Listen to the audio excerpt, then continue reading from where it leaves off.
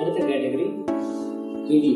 எப்போ திரும்பி வந்து காமிக்கணும். இப்போ 2வது நாள் 3வது நாள் குழந்தைய டிஸ்சார்ஜ் பண்ணுறோம் அப்படிங்கிற மாதிரி இருந்தாங்கன்னா எப்போ திரும்பி வந்து காமிக்க வேணும் அப்படின்னா 2 வீக்ஸில். இப்போ 2nd டே 3rd டேல டிஸ்சார்ஜ் பண்ணுறாங்கன்னா ஒரு 3 டேஸ்க்கு அப்புறம் வந்து காமிக்கிறது. எதுக்காக வர சொல்கிறோம் அப்படின்னா குழந்தைங்களுக்கு ஜாண்டிஸ் டெஸ்ட் பண்ணாமல் அனுப்பியிருப்போம். ஜாண்டிஸ் வந்திருக்காது. அப்போ 2வது நாளில் ஒரு 3 டேஸ்க்கு அப்புறம் வரையில் 5வது நாள் ஜாண்டிஸ் பீக்காக இருக்கும். அந்த ஜாண்டிஸ் டெஸ்ட் பண்ணுவோம். இது கூட ஸ்க்ரீனிங் டெஸ்ட் இருக்கிறவங்களுக்கு சேர்த்து பண்ணிக்கலாம். இப்போ ஹாஸ்பிட்டல்லே இருக்கிறாங்க 3rd டேனா ஸ்க்ரீனிங் டெஸ்ட் பண்ணியிருப்பாங்க. எல்லா ஜாண்டிஸ் டெஸ்ட்டும் பண்ணியிருப்பாங்க. ஜாண்டிஸ் இருக்கான்னு பார்த்துட்டு லோவாக இருந்து வீட்டுக்கு அனுப்பியிருந்தாங்க அப்படின்னா 2 வீக்ஸில் திரும்பி வந்து காமிங்க அப்படின்னா. எதுக்காக அப்படின்னா ஜாண்டிஸ் கிளியர் ஆகிட்டாங்க. ஏன்னா நம்ம லைட் வச்சாலுமே ஜாண்டிஸை குறைச்சி தான் வருது. ஸோ திரும்பி வர்றது ஜாண்டிஸ் கிளியர் ஆகிருக்கான்னு பார்க்குறது ஃபஸ்ட்டு. செகண்ட் வந்து வெயிட். எல்லா குழந்தையும் 3லேருந்து 5 நாள் இறங்கியிருக்கும். 2 வாரத்தில் வெயிட் ஏறி இருக்கான்னு பார்ப்போம். 3வது வந்து வீட்டில் போனதுக்கப்புறம் தொப்புள் கொடி விழுந்திருக்கும். தொப்புள் கொடி விழுந்தது க்ளீனாக இருக்கா. ஒரு சிலருக்கு அதில் லைட்டாக கிராண்டுலோமான்னு சொல்லுவாங்க, அது மாதிரி இருக்கான்னு பார்ப்போம். ஒரு சிலருக்கு அதில் வந்து சீல் வரலாம், அது மாதிரி இருந்ததுன்னா க்ளீன் பண்ணணும். ஒரு சிலருக்கு ட்ரீட்மெண்ட் கொடுப்பாங்க.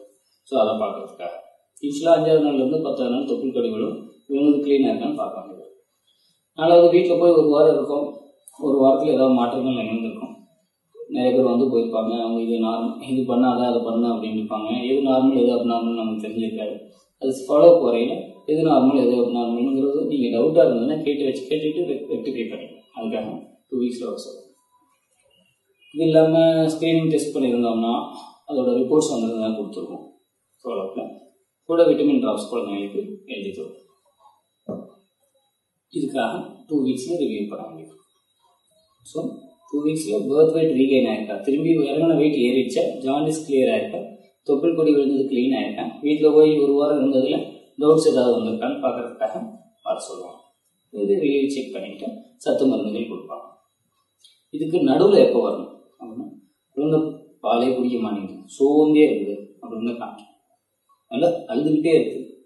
குழந்தை ஃபீடிங்கே ஒழுங்கு எடுக்கல, தூக்கி வச்சாலும் சமாதானம் ஆகலை, வீச்சுன்னு அழுதுகிட்டே இருக்கு, அப்போ காமிக்கணும். வரிசையாக 3 நாள் யூரின் 6 தடவை கம்மியாக போகும் அப்படின்னு காமிக்கணும். 5 நாள் தாண்டி மோஷன் போகல அப்படின்னா காமிக்கணும். தொப்புளில் சீல் வருது, காதில் சீல் வருது, ஜுரம் வருது, குழந்தைங்களுக்கு இன்வைனல் ஏரியான்னு சொல்லக்கூடிய யூரின் போகிற இடத்துக்கு மேலே வீக்க மாதிரி வந்திருக்கு, ஹெர்னியான்னு சொல்லுவாங்க, அது மாதிரி அறிகுறிகள் ஏதாவது இருந்ததுனாலும் காமிக்கணும். ஸோ பால் குடிக்கவே மாட்டேங்குது, சோர்ந்துருக்குது, அழுதுகிட்டே இருக்குது, சமாதானம் ஆக மாட்டேங்குது, வரிசையாக 3 நாள் யூரின் 6 வரை கம்மியாக போகுது, 5 நாள் தாண்டி மோஷன் போகல, தொப்புளில் சீல், காதில் சீல், ஜுரம், ஹெர்னியா மாதிரி வீக்கம் உடம்பு, இது மாதிரிலாம் இருந்ததுன்னு காமிக்கணும். பசிக்கு எடுக்குது, பால் நல்லா குடிக்குது, கை கால் நல்லா உதைக்குது, ஆக்டிவாக இருக்குது, அது மாதிரி இருந்ததுன்னா ஒரு ஏக்கர் ரொட்டீன் செக்அப் 2 வீக்ஸில். மதருக்கும் யூஸ்வலாக 2 வீக்ஸில் ரிவ்யூ சொல்லுவாங்க. மதருக்கும் செக்அப் பண்ணிக்கலாம், பேபிக்கு 2 வீக்ஸில் செக்அப் பண்ணிக்கலாம். இது நார்மல் சேஞ்சஸ். குழந்தைங்களுக்கு முதல் 2லேருந்து 3 வாரம் வரக்கூடிய மாற்றம்.